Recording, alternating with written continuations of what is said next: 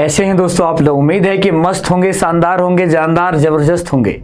आइए दोस्तों, ये ग्रुप डी स्पेशल में साइंस की क्लास, मैं हूं अभिषेक और आइए शुरू करते हैं आज की क्लास में एक्सक्रीटरी सिस्टम। अब मैंने पहले ही कहा था कि अब लेवल अप होगा और आप लोगों को अच्छे और बेहतर क्वेश्चन, कुछ नए क्वेश्चन देखने को मिलेंगे। तो पूरी क्लास जो है एकदम पूरे क्लास यानी पूरे 50 मिनट में जूझते हुए नजर आएगी, अलग अलग कॉन्सेप्ट को देखते हुए नजर आएगी। बायोलॉजी में कॉन्सेप्ट, हाँ दोस्तों, बायोलॉजी होती है फिजियोलॉजी, और फिजियोलॉजी का जो शो होता है वो क्या देखना है, वो एक ऐसी आर्ट है कि कैसे कौन सी फिजियोलॉजी होगी। आज के क्लास में हम लोग पढ़ने वाले हैं एक्सक्रीटरी सिस्टम। एक्सक्रीटरी सिस्टम, हाँ दोस्तों, जो वेस्ट मटेरियल होता है, जो उत्सर्जी पदार्थ है, उसका क्या किस तरह से रिमूवल होना है, कैसे उसको डिस्कार्ड करना है, इसके बारे में बात होगी। दोस्तों एक्सक्रीटरी प्रोडक्ट के बारे में बात करें तो हम लोगों ने पढ़ा है अमोनिया को, यूरिया को, पसीना आपने देखा होगा। ये कार्बन डाइऑक्साइड सबसे ज़्यादा मात्रा में आप एक्सक्रीटरी वेस्ट के तौर पर निकालते हैं दोस्तों। तो आज की क्लास में हम लोग को यही देखना है, यही पढ़ना है, यही समझना है। आइए दोस्तों ये क्लास शुरू करते हैं। तो सबसे पहले हम लोगों को पढ़ना क्या है दोस्तों, तो ग्रुप डी स्पेशल के कुछ क्वेश्चंस मैं लेके आया हूं। इन्हीं क्वेश्चंस को वन बाय वन सॉल्व करेंगे। तो क्या आप तैयार हैं? उम्मीद है कि आप लोग तैयार हो गए हैं और पूरी जबरदस्त जानदार जवाब देने के लिए रेडी है। तो आइए दोस्तों शुरू करते हैं आज का पहला सवाल। और ये रहा पहला सवाल आपके सामने, फर्स्ट क्वेश्चन आपके सामने। क्या है ये क्वेश्चन? कह रहा है निम्नलिखित में से कौन सा एक हमारे गुर्दे का कार्य नहीं है। दोस्त अगर गुर्दे का कार्य, गुर्दा पूछे तो यानी किडनी की बात कर रहा है। इसमें से कौन सा किडनी का फंक्शन नहीं है, इसमें से कौन सा है जो किडनी का फंक्शन नहीं है, पढ़ना है।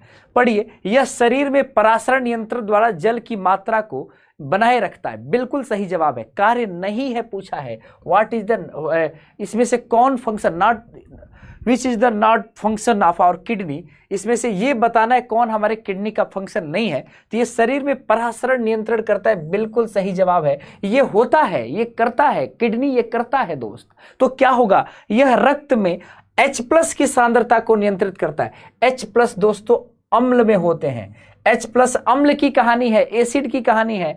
और यह शरीर में अपशिष्ट पदार्थ को मूत्र के यानी यूरिन के रूप में बाहर निकालता है। यह हमारे शरीर, यह हमारे रुधिर को लाल रंग देता है। बिल्कुल भैया, यह गलत है, यह गलत है, यह किडनी का कार्य नहीं है और यह गलत है। यही बात पूछा है, यही जवाब आपका डी होगा। उम्मीद है कि सभी लोगों ने सही जवाब दिया है। बिल्कुल जबरदस्त भैया, इसका सही जवाब डी है। ये तीनों क्या है, तो किडनी के कार्य हैं। तो इसको अगर किडनी के कार्य के तौर पे लिख लिया जाए तो ये ज़्यादा बेहतर होगा। तो बात ये आती है कि भैया अगर किडनी के कार्य के तौर पे लिख लें तो रुधिर को लाल रंग देता कौन है? तो रुधिर को लाल रंग देने का काम दोस्तों हीमोग्लोबिन का है। हीमोग्लोबिन जो है ये रुधिर को लाल रंग देता है। हीमोग्लोबिन रुधिर को क्या देता है? लाल रंग देता है। जब हीमोग्लोबिन ऑक्सीजन के साथ जुड़ जाता है ना, तो ऑक्सी हीमोग्लोबिन बना लेता है और ऑक्सी हीमोग्लोबिन का कलर क्या होता है? लाल होता है। ऑक्सी हीमोग्लोबिन का कलर क्या होता है दोस्तों? लाल होता है। तो यहां से आप समझ जाएंगे। आइए चलते हैं दूसरे क्वेश्चन की तरफ, नेक्स्ट क्वेश्चन की तरफ। आइए, पूरी तरह से तैयार है आज की जनता। और ये रहा क्वेश्चन नंबर 2। क्या है क्वेश्चन नंबर 2? पढ़िए बड़ी इत्मीनान से। मनुष्य के शरीर में मुख्य नाइट्रोजनी अपशिष्ट कौन सा होता है? What is the main nitrogenous waste in the human body? आप जानते हैं कि नाइट्रोजनी अपशिष्ट ये एक तरह के उत्सर्जी पदार्थ हैं। अगर हम जलीय जीवों की बात करें, जलीय जीव यानी एक्वेटिक एनिमल, एक्वेटिक के बारे में जानकारी रखें तो एक्वेटिक में मछलियां आती हैं। तो यहाँ पर अमोनिया पाया जाता है दोस्त। अमोनिया होता है क्या? एक्सक्रीटरी वेस्ट के तौर पे दोस्त। दूसरी बात, अगर आप रेप्टाइल या चिड़िया के बारे में बात करें तो रेप्टाइल और बर्ड में क्या पाया जाता है? तो यूरिक एसिड पाए जाते हैं, यूरिक एसिड पाए जाते हैं। और मनुष्य के केस में आप बिल्कुल सही जवाब दे रहे हैं, यूरिया पाया जाता है। मनुष्य के केस में क्या पाया जाता है? तो यूरिया पाया जाता है दोस्तों। मनुष्य के शरीर में मुख्य नाइट्रोजनी अपशिष्ट कौन सा है? यूरिया है। और आप जानते हैं कि यूरिया जो है एक शरीर में अंग है, लीवर। लीवर जिसको हम क्या कहते हैं? लीवर जिसको हम यकृत के नाम से जानते हैं। लीवर यानी यकृत में क्या पाया जाता है? तो यकृत में क्या होता है मेरे भाई, मेरे दोस्त? यकृत में अमोनिया जो है किस में कन्वर्ट होता है? अमोनिया यूरिया में कन्वर्ट होता है और चक्र का नाम है ऑर्निथिन साइकिल। चक्र का नाम क्या है? ऑर्निथिन साइकिल, ऑर्निथिन चक्र। बिल्कुल हाँ दोस्तों, ऑर्निथिन चक्र, ऑर्निथिन साइकिल। और ये चक्र कहाँ होता है? लीवर में। लोग पूछते हैं कि यूरिया का निर्माण कैसे हुआ? तो अमोनिया से यूरिया का निर्माण हुआ है। और कैसे हुआ है दोस्तों? तो ऑर्निथिन चक्र के द्वारा, ऑर्निथिन साइकिल के द्वारा। बिल्कुल याद रखिएगा, हमारे शरीर का मेन कहा जाए मुख्य उत्सर्जी पदार्थ तो यूरिया है, जो जल के साथ जब जुड़ता है तो इसी को हम यूरिन के तौर पे जानते हैं। क्या बोलते हैं दोस्तों? यूरिन के तौर पे जानते हैं। चलिए अगला क्वेश्चन आपके सामने है, ऐसे पदार्थ जो यूरिनेशन यानी मूत्र स्राव की मात्रा को कम कर दे क्या कहलाता है? पढ़िए, लिखा हुआ है ग्लाइकोयूरिया, एंटी डायूरेटिक, डायूरेटिक, डायूरेसिस। क्या होगा? जवाब दीजिए। उम्मीद है, देखिए एंटी डायूरेटिक ऐसे पदार्थ जो इसकी संख्या को कम कर देता है क्या कहलाता है? बिल्कुल, अगर डायूरेसिस के बारे में बात करें दोस्तों, तो डायूरेसिस का मतलब क्या होता है? डायूरेटिक का मतलब क्या होता है? डायूरेटिक का मतलब होता है, देखिए इसका सही जवाब ये है, एंटी डायूरेटिक और डायूरेटिक। जो यूरिन की मात्रा को कम कर दे वो एंटी डायूरेटिक है। तो डायूरेटिक क्या होता है? ये यूरिन की मात्रा को बढ़ाता है, ये यूरिन की मात्रा को क्या कर देता है? बढ़ा देता है। डायूरेसिस यूरिया की मात्रा को बढ़ा देता है। यूरिन में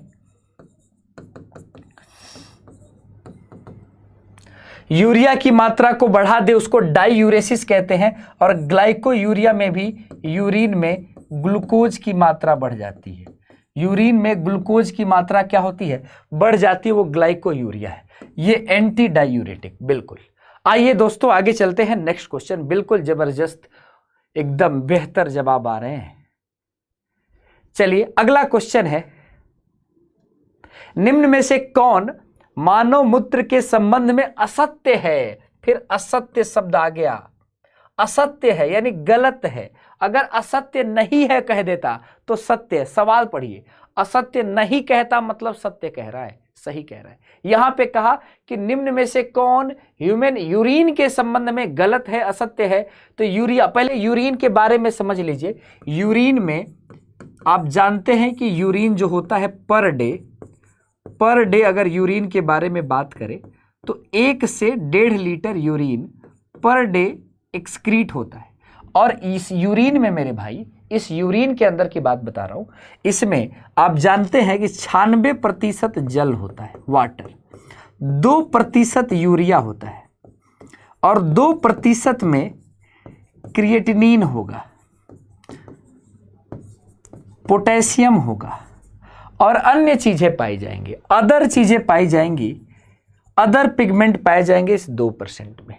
तो आपसे पूछा जा रहा है कि इसमें यूरिया लगभग 2% होता है, सत्य है। 96% जल होता है, सत्य है। और यूरिन का पीएच जो होता है मेरे भाई, यूरिन का पीएच जो है 4.8 से लेकर 8.0 होगा। आप कहेंगे कि भैया बहुत वाइड पीएच है, तो आपको यूरिन का पीएच 6 के लगभग में आपको याद रखना है। यूरिन का पीएच 6 यानी अम्लीय पीएच याद रखना है। वैसे यूरिन का पीएच क्षारीय भी हो सकता है, यूरिन का पीएच क्षारीय और अम्लीय दोनों हो सकता है मेरे भाई, लेकिन आपको ये वाला पीएच याद रखना है, यानी क्षारीय होता है। ये गलत है, तो यही इसका सही जवाब होगा।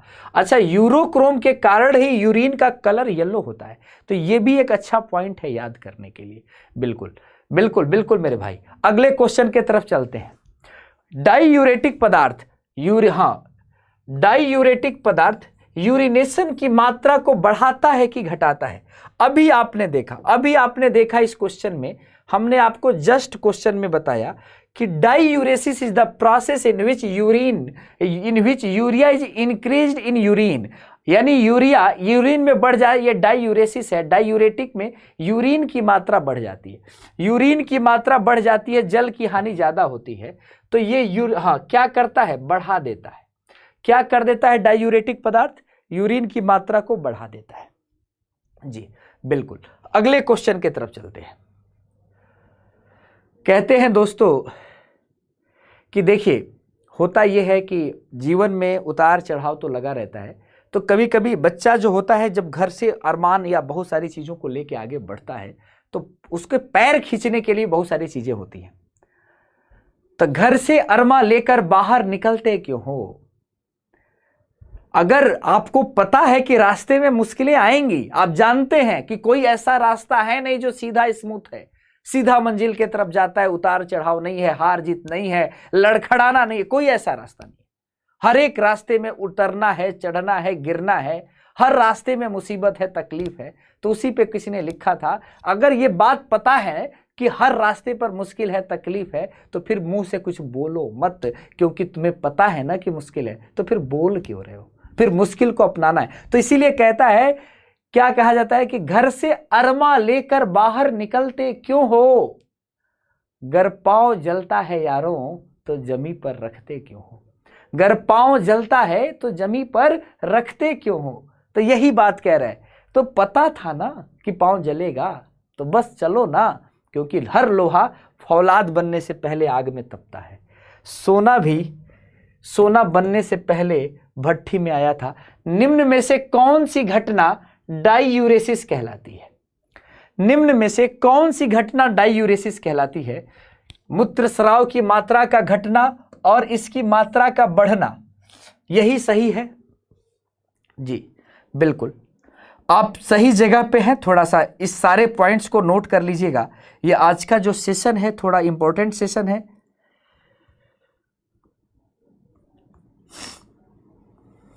जी बिल्कुल। चलिए अगले क्वेश्चन की तरफ चलते हैं। अगले क्वेश्चन की तरफ चलते हैं। नेक्स्ट क्वेश्चन है, निम्नलिखित में से कौन सा एक वृक्क यानी किडनी का हार्मोन है? अच्छा, किडनी संख्या में 2 पाए जाते हैं और यही किडनी जो होता है मुख्य उत्सर्जी अंग है। शरीर का मुख्य उत्सर्जी अंग कौन है? मुख्य उत्सर्जी अंग किडनी है। यूरिया का निर्माण लीवर में होता है। यूरिया का निर्माण कहाँ होगा मेरे भाई?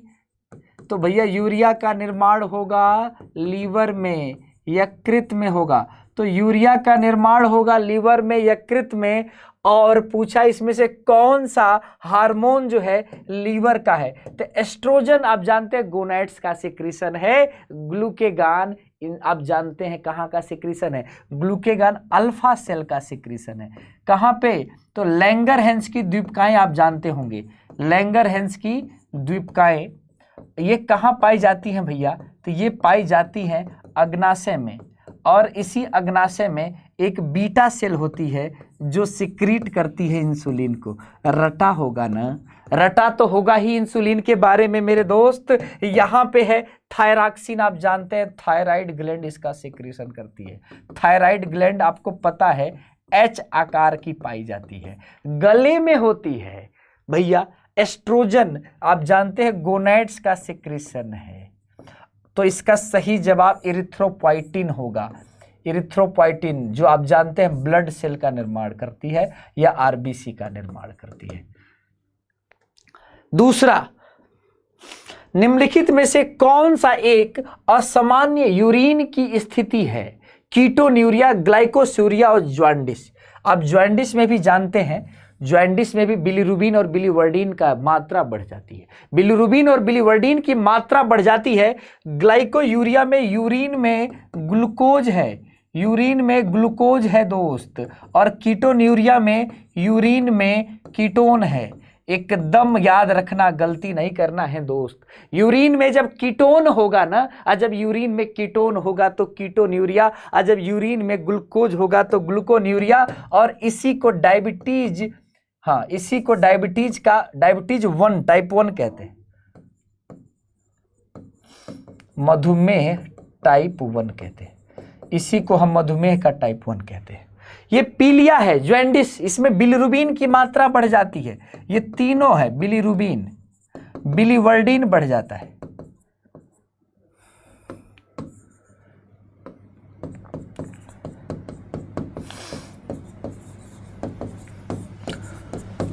दोस्त इसका सही जवाब एकदम पूरी जनसंख्या सही जवाब दी होगी। बिल्कुल बिल्कुल भैया। अपोहनकारी कह रहा है कौन डायलाइजर है, डायलाइजर यूनिट कौन सा है? डायलाइजर यूनिट के तौर पे कौन है? आर्टिफिशियल किडनी, कृत्रिम गुर्दा, इसी को डायलाइजर बोलते हैं भैया। जबरदस्त, एकदम जबरदस्त, शानदार। उत्सर्जन की प्रक्रिया के अल्ट्राफिल्ट्रेशन द्वारा प्राप्त निस्पंद के संबंध में कौन गलत है? क्वेश्चन में कह रहा है, देखिएगा, उत्सर्जन की प्रक्रिया में अल्ट्राफिल्ट्रेशन द्वारा, आप जानते हैं उत्सर्जन में एक नेफ्रॉन होता है, ये ग्लोमेरुलस है मेरे भाई, और यहीं पर आपको पता है ना, एक आपका एफरेंट आर्ट्रियोल आता है और यहां पर इफरेंट आर्ट्रियोल जाता है। तो एक आने वाला है और एक जाने वाला, ये आया और ये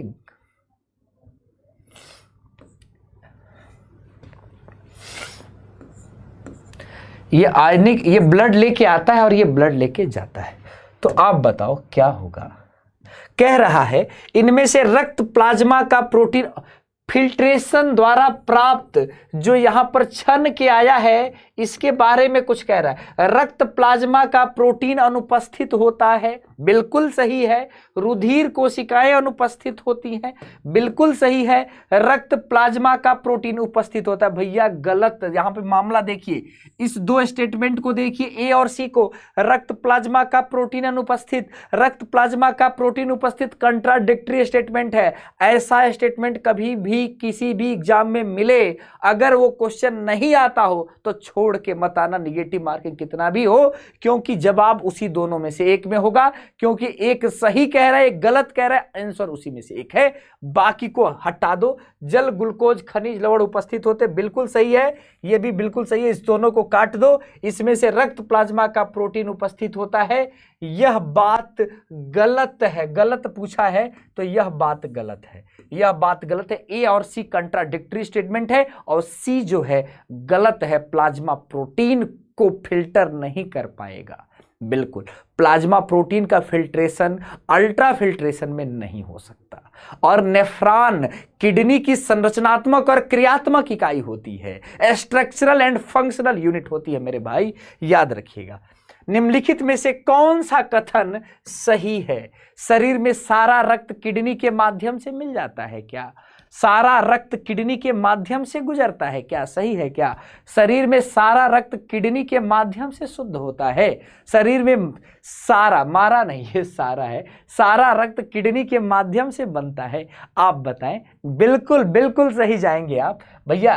किडनी के माध्यम से बनता है, किडनी के माध्यम से शुद्ध होता है। किडनी है, किडनी के माध्यम से गुजरता है। क्या होगा ए, बी और सी में? अगर सी के तरफ जा रहे हैं, आप बताएं किधर जा रहे हैं? आप किधर जा रहे हैं? किधर जा रहे हैं?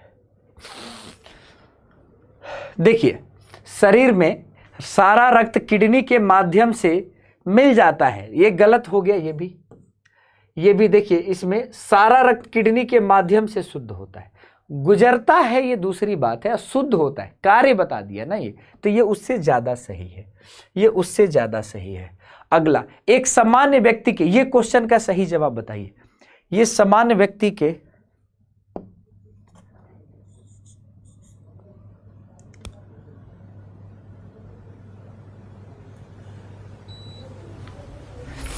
एक सामान्य व्यक्ति के यूरिन में जल की मात्रा होती है, अरे भैया अभी बताए थे 96% वाटर, अभी बताए थे। और 2% यूरिया और 2% अदर चीजें पाई जाती हैं, जिसमें क्रिएटिनिन है, पोटेशियम है, पिगमेंट है, यूरोक्रोम है, यूरोडीन है, सब पाई जाती हैं। बिल्कुल, तो इसमें सही जवाब 80, ये सही होगा। बिल्कुल जबरदस्त किया भैया। उसूलों पर जहां आँच आए टकराना जरूरी है, गर जिंदा हो तो जिंदा नजर आना जरूरी है। बिल्कुल भाई। एक वयस्क मनुष्य प्रतिदिन औसतन कितना यूरिन उत्सर्जित करता है? भैया 1 से 1.5 मिलीलीटर। मिलीलीटर कहां से भैया? 5 से 6 लीटर पानी पीता है। पानी, इतना पानी एक इंसान ग्रहण करता है, तो 5 से 6 लीटर पानी पीता है और 1 से 1.5 लीटर यूरिन निकलता है। तो जाहिर सी बात है जो बीच में का अंतर है ना वो 3 से 3.5 लीटर का है, और ये जो पानी है ये वाष्प के रूप में वाष्पीकृत होता है। तो मनुष्य के शरीर में 3.5 लीटर पानी वाष्पीकृत होता है, 1 से 1.5 लीटर जो है यूरिन निकलता है, और 180 लीटर किडनी से 180 लीटर किडनी से क्या होता है, 180 लीटर किडनी से आपका कहा जाए तो छनता है, छनित्र निकलता है, और इसमें से 1.5 लीटर उत्सर्जित होता है यूरिन, 1 से 1.5 लीटर, और बाकी जो है पुनः अवशोषित हो जाता है, बाकी पुनः अवशोषित हो जाता है, बाकी पुनः अवशोषित हो जाता है। तो पुनः अवशोषित कितना होता है, तो 99% पुनः अवशोषित हो जाता है, 99% पुनः अवशोषित हो जाता है। अगर कोई पूछे कि किडनी से जितना छनेगा कितना पुनः अवशोषित होगा, तो 99% जो है पुनः अवशोषित होगा।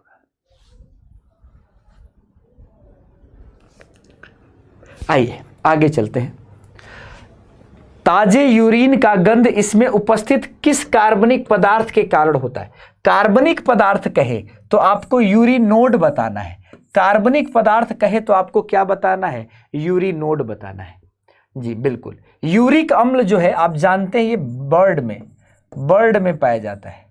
अमोनिया ये किस में पाया जाता है, मछलियों में पाया जाता है, मछलियों में। ये मनुष्य में पाया जाता है, लेकिन मनुष्य में जो गंध है वो यूरिनोड के कारण होता है। मनुष्य के शरीर में मुख्य नाइट्रोजनी अपशिष्ट कौन सा, ये 2 बार हो गया क्या, यूरिया है, बिल्कुल सही जवाब, 2 बार हो गया है ये क्वेश्चन। चलिए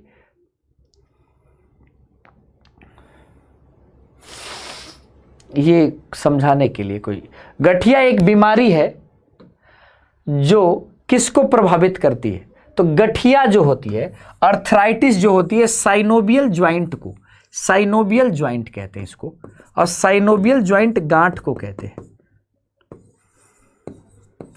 ये साइनोवियल ज्वाइंट को, ये साइनोवियल ज्वाइंट है, हाँ, इसी को प्रभावित करती है। गठिया जो किसको प्रभावित करेगी, तो साइनोवियल ज्वाइंट को प्रभावित करेगी।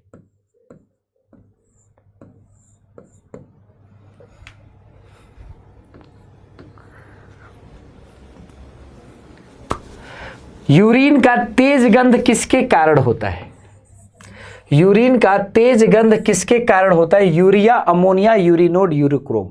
अब देखिएगा इसका सब सही जवाब बताइए। तेज गंध,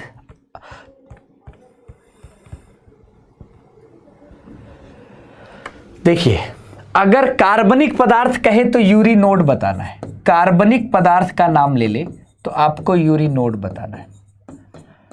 यूरिक्रोम वर्णक है जिससे कलर, येलो कलर जो है, रंग जो है, यह रंग निर्धारित करता है मेरे भाई, वर्णक है। अमोनिया जो है यह गंध के लिए जिम्मेदार है, अमोनिया, बिल्कुल। उम्मीद है कि सारी चीजें आप सीख रहे होंगे, बेहतर तरीके से समझ रहे होंगे। आज का जो क्लास है इसमें लेवल अप अच्छे बेहतर क्वेश्चन मिल रहे हैं, तो एंजॉय कर रहे होंगे पूरे सेशन का। जी बिल्कुल, इसको नोट करिएगा। अगर कोई कठिन चीजें लगती हैं, अगर कहीं पे कोई डाउट है तो जरूर कमेंट सेक्शन में बताइएगा। बिल्कुल, यहाँ पर दोस्तों अगर अगले क्वेश्चन की तरफ ले चले तो रक्त में यूरिया का इकट्ठा होना, रक्त में यूरिया का इकट्ठा होना क्या कहलाता है? ग्लाइकोस्यूरिया, कीटोन्यूरिया, यूरीमिया, नेफ्राइटिस। यूरीमिया होगा क्या, आप बताएं, यूरीमिया होगा क्या?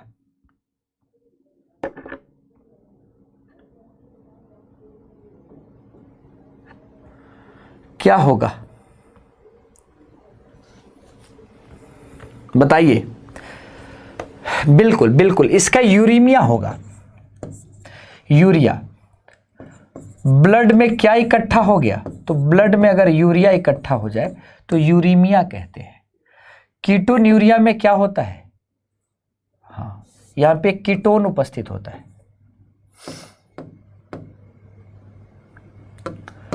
ठीक, यहां पे ग्लूकोज पाया जाता है और यहां पर कीटोन पाया जाता है। यहां का सही जवाब क्या है, तो यूरीमिया है। बिल्कुल, यहां का सही जवाब है दोस्तों यूरीमिया।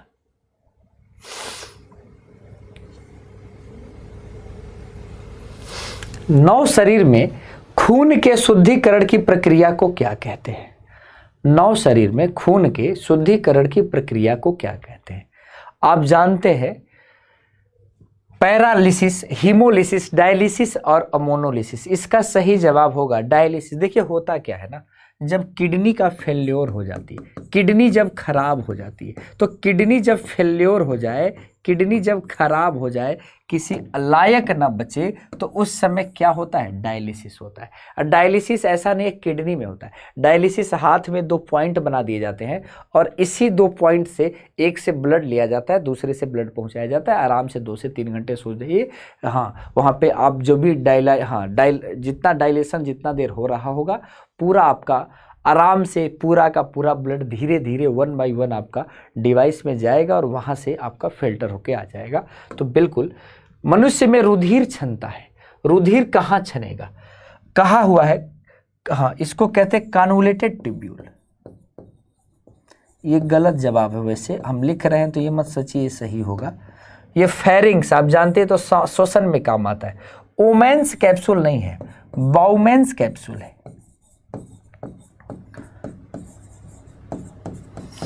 बाउमेंस कैप्सूल है। क्या है दोस्त? बाउमेंस कैप्सूल है। इसको हाँ बोमेन संपुट के नाम से जानते, यही इसी को कहते हैं, इसी को। और यहीं पर पोडोसाइट सेल होती है, यहीं पर आपकी पोडोसाइट सेल पाई जाती है जी।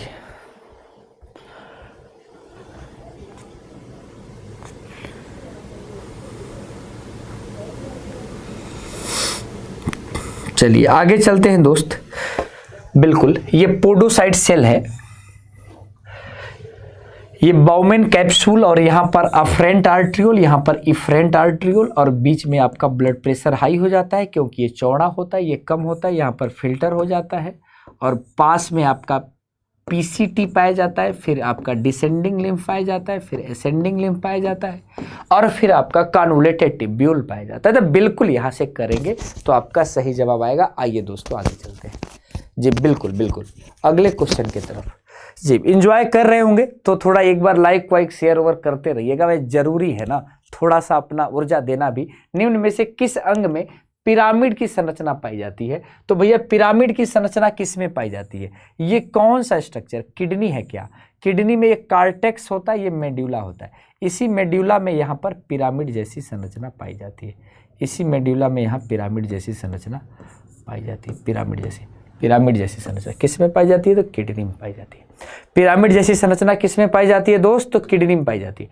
निम्न में से कौन सा एक नेफ्रॉन का भाग नहीं है? नेफ्रॉन जो है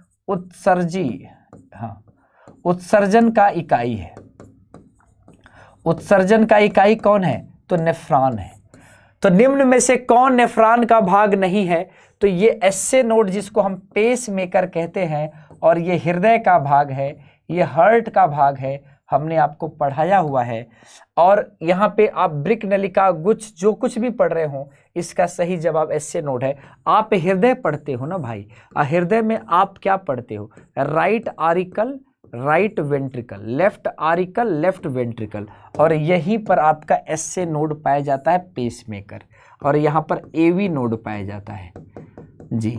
तो यहाँ पर यह है, इसी को पेसमेकर के नाम से जानते हैं। यही सही जवाब है भैया, एकदम जबरदस्त, बिल्कुल शानदार। देखिए जीवन में परिस्थितियों को बदलने के लिए क्वेश्चन करना है, अपने घर की स्थिति बदलने के लिए क्वेश्चन करना है। निम्नलिखित गुर्दा, कृत्रिम गुर्दा निम्नलिखित में से किस सिद्धांत पर कार्य करता है? आर्टिफिशियल किडनी की बात किया हुआ है, किस सिद्धांत पर कार्य करेगा? पास्कल का नियम, विसरण का नियम, परासरण या आर्किमिडीज का नियम? पास्कल का क्या नियम था? P बराबर रो GH। आर्किमिडीज कहे कि अगर किसी वस्तु को पानी में डालेंगे, जितना द्रव्यमान बाहर जाएगा वस्तु के डूबे हुए भाग के बराबर होगा। और परासरण और विसरण, विसरण कहता है कोई भी वस्तु उच्च सांद्रता से निम्न सांद्रता की ओर जाती है, हाई कंसंट्रेशन से लो कंसंट्रेशन की तरफ जाती है, निम्न सांद्रता की तरफ कोई भी वस्तु जाती है। परासरण कहता है कि उच्च सांद्रता से निम्न सांद्रता की ओर कोई वस्तु जाएगी, लेकिन सेमी परमिएबल मेम्ब्रेन के द्वारा जाएगी। किसके द्वारा जाएगी? तो सेमी परमिएबल मेम्ब्रेन के द्वारा जाएगी। तो यही कहता है कि हाई कंसंट्रेशन से लो कंसंट्रेशन तो जाएगा, लेकिन किसके द्वारा? तो अर्ध पारगम्य झिल्ली से। तो ये चारों के बारे में हमने आपको बताया। इसका सही जवाब जो है यहाँ पे सेमी परमिएबल मेम्ब्रेन के जगह पे यहाँ विसरण लगाइएगा, विसरण जो होगा सही जवाब होगा। तो आज की क्लास को, आज की श्रृंखला को पूरी तरह से एंजॉय किया आप लोगों ने? कैसा लगा आज की क्लास, आज की श्रृंखला? आइए कुछ और क्वेश्चन आपके सामने लेके आता हूं। देखिए, कहा है जोड़ों में किसका जमा होने से गठिया हो जाता है? गठिया आप जानते हैं घुटने में, घुटना यानी नी में होने वाला एक बड़ी बीमारी है। तो आप जानते हैं अमोनिया, यूरिक अम्ल, यूरिया और हिप्यूरिक अम्ल। क्या इसमें सही जवाब होगा? आपका बिल्कुल सही जवाब दीजिएगा। इसमें क्या होगा सही जवाब? यूरिक अम्ल, बिल्कुल सही। यूरिक अम्ल के कारण आप जानते हैं कि जो घुटने का जोड़ होता है ना, घुटने में, नी में, तो नी में हिंज ज्वाइंट पाया जाता है। हिंज ज्वाइंट कहते हैं हम कब्जा संधि को। कौन सा संधि भैया? तो कब्जा संधि जो है ना, इसी को हम हिंज ज्वाइंट कहते हैं। तो इसी कब्जा संधि में, इसी घुटने में जब यूरिक अम्ल एकत्रित हो जाता है ना, तो यूरिक अम्ल के एकत्रित हो जाने के कारण गठिया हो जाता है। तो ये याद रखना है जी। मूवमेंट में, घुटने में मूवमेंट, ऐसे अगर अब मेरा पैर तो मैं दिखा नहीं सकता ना, कैमरा ऊपर है, पैर हम गिर जाएंगे। तो घुटना में मूवमेंट जो है, तो घुटना समझिए, तो अगर बैठे रहेंगे तो बैठे रहने में अच्छा लगेगा, चल रहे हैं तो चलने में अच्छा लगेगा। लेकिन अगर आप स्थिति बदल रहे हो, खड़ा हो तो बैठ रहे हैं, बैठ के खड़े हो रहे हैं, तो इसमें ज़्यादा समस्या होती है। तो जो अर्थराइटिस के, जो गठिया के पेशेंट है, थोड़ा सा इससे बच के रहे। वैसे आप लोग नहीं है भैया, आप लोग नहीं है, आप लोग तो एकदम यंग है, युवा, और युवा का तो वेग वायु का होता है। मनुष्य के वृक्क के संबंध में कौन सा गलत है? हमेशा नेगेटिव सेंटेंस पूछता है। इसका भार लगभग 120 से 170 ग्राम। यह सेम के बीज का आकृति के आकार का होता है। किडनी के बारे में पूछ रहा है। यह मनुष्य में मुख्य उत्सर्जी अंग है। क्या जवाब आप दे रहे हैं? दाई वृक्क थोड़ी ऊपर होती है। क्या गलत है भैया? मुख्य उत्सर्जी अंग है, सही बात है। बीज के आकार का होता है, सही है। 120 से 170 ग्राम सही। दाई वृक्क वाला जो है गलत हो जाएगा, बिल्कुल। लास्ट क्वेश्चन आपके सामने। मानो ह्यूमन यूरिन का जो पीएच मान लगभग कितना होता है? ह्यूमन यूरिन का जो पीएच होता है लगभग कितना होता है? What is the pH value of human urine? तो आज ही मैंने आपको बताया था। कितना बताया था? 4.0 से या 4.6 से 8 के लगभग में। तो लगभग माना जाता है ह्यूमन का यूरिन का पीएच 6.0। कहीं कहीं पे पीएच आपको 7.2 भी देगा, ऐसा नहीं है। आप पीएच देखेंगे तो कहीं कहीं पे 7.2, कहीं कहीं पे 7.3 देगा। दोनों होता है, ये भी होता है। देखिए बड़ा रेंज है, तो इसमें 6 वाले रेंज को मानना पड़ेगा। इसमें 6 वाले रेंज को मानना है दोस्त। 7.2 भी हम नहीं काट रहे। ये भोजन पर निर्भर है। पीएच आपके भोजन पर निर्भर है कि क्या आप खाते हैं, उस हिसाब से यूरिन का पीएच बदल जाता है। यूरिन का पीएच आपके जीवन में जो भोजन, जो आहार आप ग्रहण करते हैं, वो निर्धारित करता है। तो आहार निर्धारित करता है कि आपने कैसा भोजन किया है, उस हिसाब से ये कैलकुलेशन होगा, उस हिसाब से ये चीज़ें देखी जाती है। तो एक तरह से हम बात कहें दोस्तों, तो पूरे यूरिन, हाँ, पूरे उत्सर्जन में अगर आपसे कोई उत्सर्जन के बारे में पूछता है तो आपको याद रखना है, उत्सर्जन में सबसे पहले एक टॉपिक आता है उत्सर्जी पदार्थ। तो जो उत्सर्जी पदार्थ होते हैं ना दोस्त, वो उत्सर्जी पदार्थों में जो सबसे मुख्य उत्सर्जी पदार्थ है वो मनुष्य में CO2 है, कार्बन डाइऑक्साइड, जो फेफड़े के द्वारा उत्सर्जित होता है।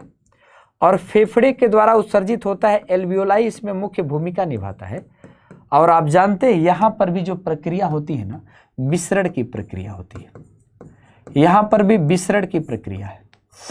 दूसरी बात, उत्सर्जी पदार्थ के तौर पे स्वेद यानी पसीना है। आप जानते हैं स्वेद, पसीना भी है। ये आपके पसीने की ग्रंथियां, स्वेद ग्रंथियां उत्सर्जित करती हैं। और ये कहाँ पाया जाता है? ये आपके त्वचा में पाया जाता है। त्वचा के बारे में तो सब जानते हैं, त्वचा शरीर का सबसे बड़ा अंग है। त्वचा शरीर का सबसे बड़ा अंग है। इसके अलावा अगर आपसे कह दे तो यूरिया है।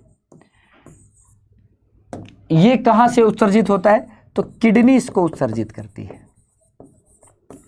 और बनता कहां है? लीवर में बनता है। ऑर्निथिन चक्र के द्वारा, और किडनी में उत्सर्जन होता है।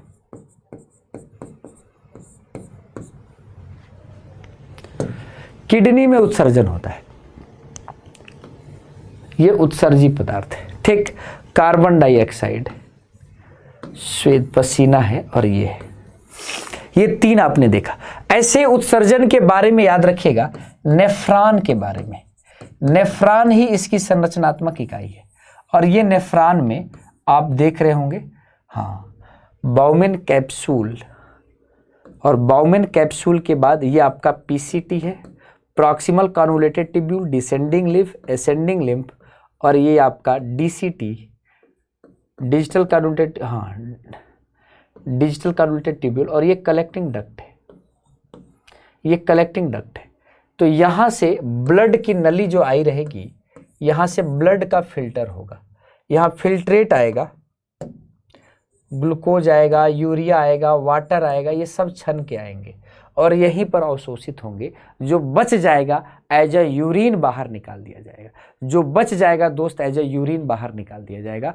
तो याद रखिएगा, ये सारा कुछ जो है ये आपका एक तरह से देखा जाए तो उत्सर्जन का हिस्सा है। उत्सर्जन बहुत ही महत्वपूर्ण, अगर हम फिजियोलॉजी के बारे में अगर पढ़ें तो सबसे अच्छा ह्यूमन फिजियोलॉजी का जो चैप्टर कहा जाता है, फिजियोलॉजी के जो चैप्टर्स होते हैं उसमें सबसे अच्छा जो आप चैप्टर पढ़ते हैं, एक आप पढ़ते हैं नर्वस सिस्टम।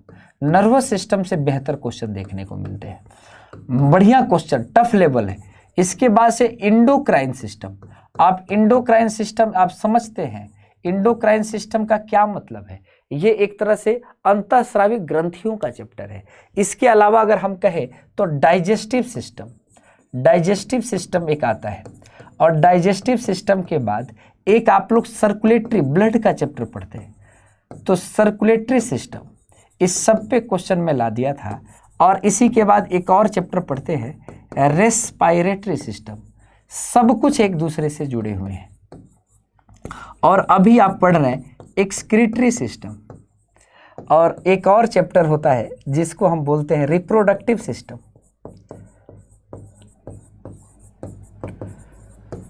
ये सारा चैप्टर आपको पढ़ना होता है, ये सारा चैप्टर आप फिजियोलॉजी में पढ़ते हैं। कौन कौन से?